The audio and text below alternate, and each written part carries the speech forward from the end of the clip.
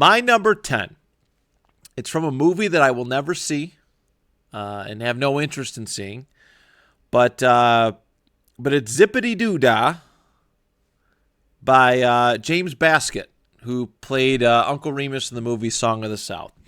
Now, I understand the negative connotation around that film. I full well understand it, and I'm not trying to celebrate the negative connotation. What I'm here to do is talk about a song sang by a man who won some great awards for playing this character and singing this song, essentially.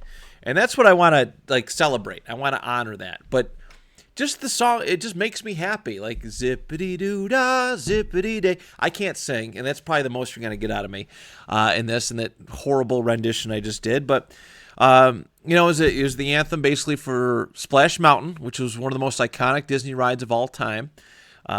Here at various shows, here at throughout the park, it was pretty much their main anthem.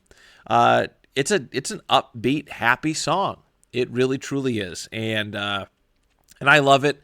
If I need a little pick me up, I'm putting that on. I'm popping it on. Not a problem at all, and just starting to enjoy my day. So that is my number 10. I love it. Zippity Doo Dah by James Baskett. Number 9. This movie is so visually beautiful, and really, really great soundtrack. Maybe eventually we'll do a Disney soundtrack list, but I'm gonna go "Colors of the Wind" from Pocahontas, sung by I think it's Judy Kuhn, Kuhn. I believe that's how you pronounce the name. But yeah, "Colors of the Wind." It's good stuff. There's one or two other songs on the Pocahontas album that I really enjoy, but something about "Colors of the Wind," it's so powerful and eye-opening. Almost a bit of a culture shock in a sense, like how you opening my eyes to how I view the world. I think that's one of those little story or lessons that I can take away from a song like this. It can, if you listen to it, if you listen to the way that she sings, what she's talking about, it can definitely change your perception of the world and open your eyes and heart to bigger and better things. I guess that's the best way to put it. But "Colors of the Wind" by Pocahontas, that is my number 9. Number 8, I'm going to put "Be Our Guest" from Beauty and the Beast, the variety. I can't pick one specific version, whether it's the original cartoon version or I actually really enjoyed the live action film and the song done by that. And it was love to see that Ewan McGregor was, oh God, his name is escaping me. Lumiere, jeez. "Be Our Guest." It's classic. There's a lot of good songs on the Beauty and the Beast album too, soundtrack. But "Be Our Guest" is brilliant. I have a strong affinity to this one because I love seeing it done in plays. I don't know if Disney still does it, but they did have a Beauty and the Beast play that they did it, and it was exciting and colorful and bright and vibrant and energetic.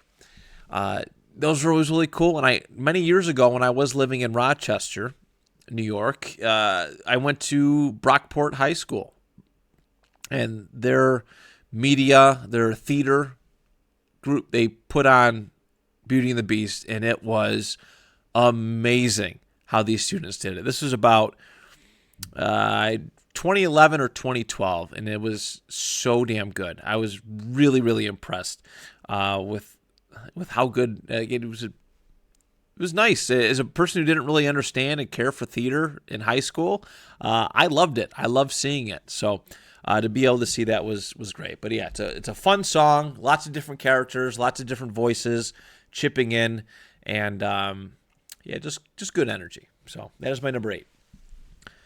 Number 7,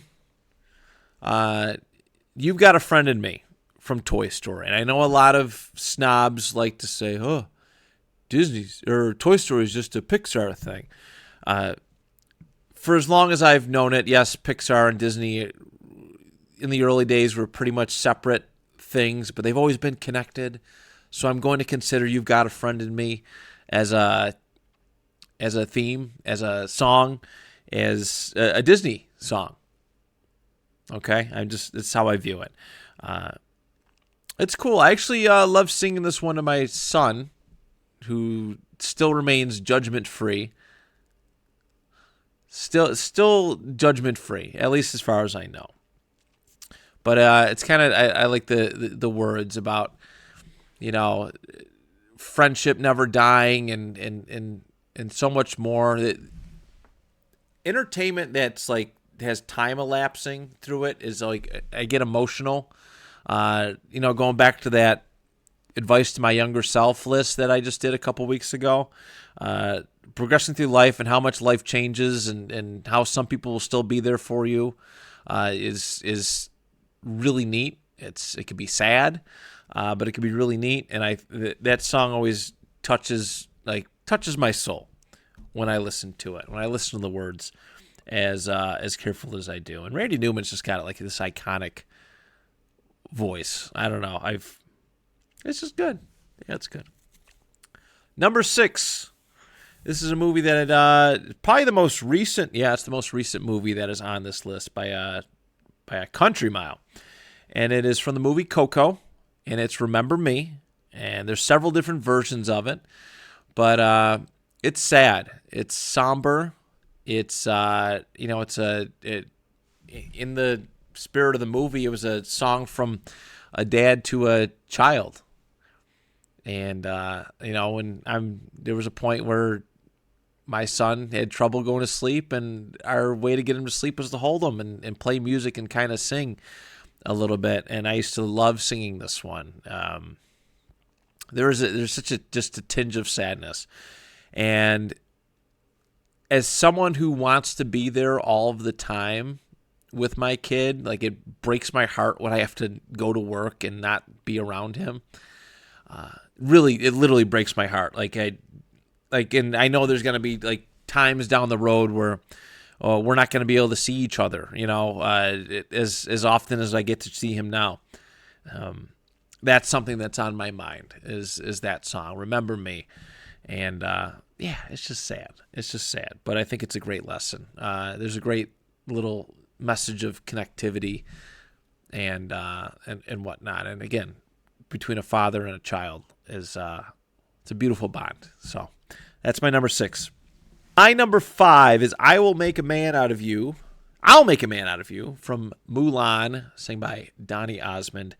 I love the irony of the song, obviously Mulan being the title character, and that was, I'm sure, the point of all this, of it, but it's got an awesome beat to it, awesome instrumental to it, and some really cool lyrics. Is this whole at the foundation, it was about a woman finding herself, finding her place amongst men, right? Trying to find that like level of equality, and that seems to be never ending.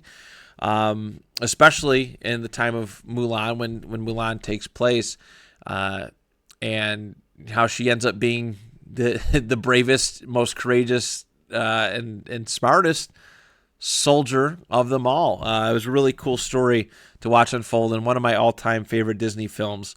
I love that. I really do. I love that song. It's very like action. Like it's got a fun beat to it. It's empowering. It's motivational. There's a lot of different moods you can play that song and get something good out of it. So that is my number 5. My number 4, I'm moving on to Aladdin and A Whole New World.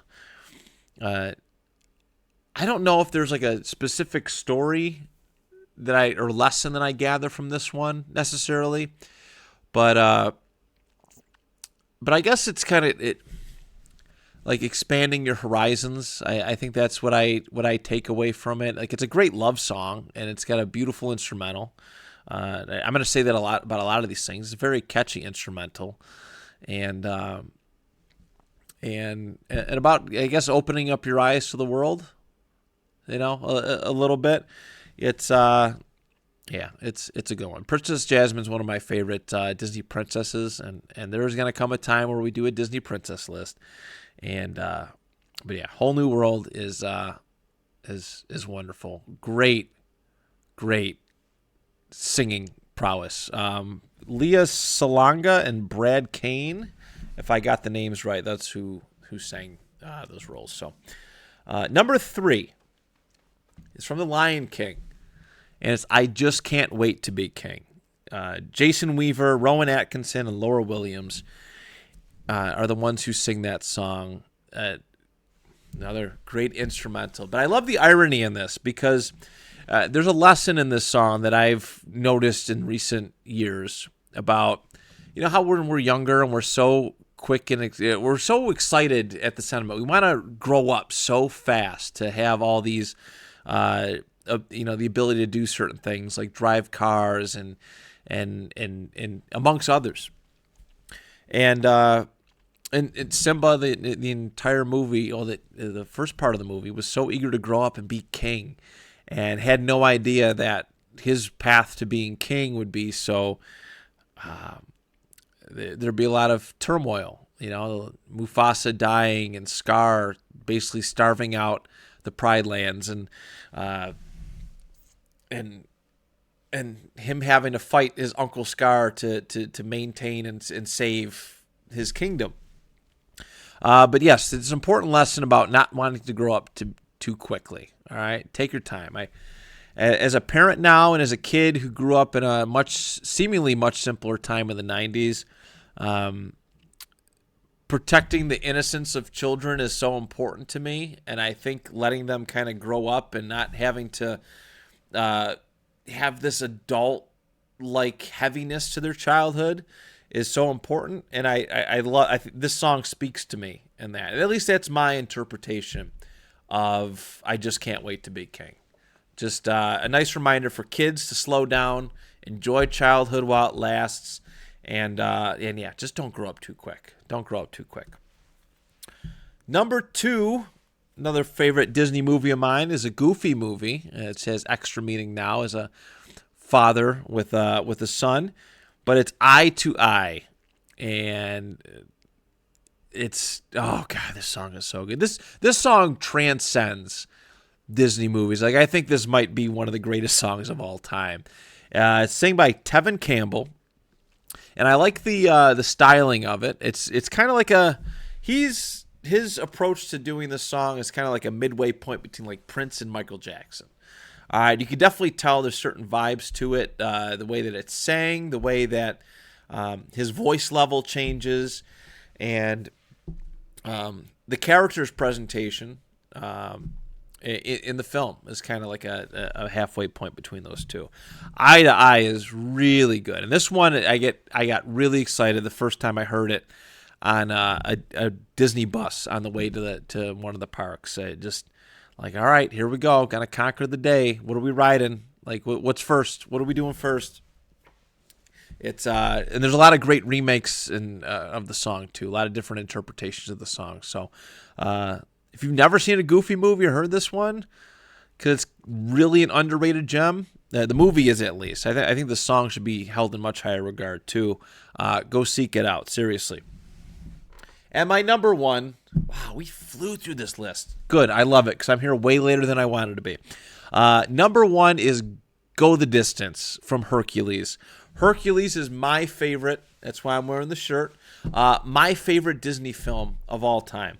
And because there was a while where I was like, oh man, Disney's just about like princesses and stuff, and as a boy and everything's like, cooties, girls have cooties, and masculine men stuff. Hercules stood out to me.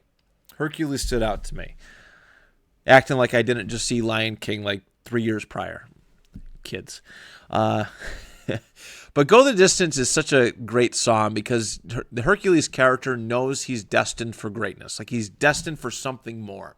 And I think we've all felt that at some point in our lives where we felt like, okay, there's more to life than this. All right, I just talked about it on the bucket list thing. There's more to life than what I'm living right now, and Hercules' mindset, like, oh yeah, I'm gonna be great someday. I'm gonna find my way.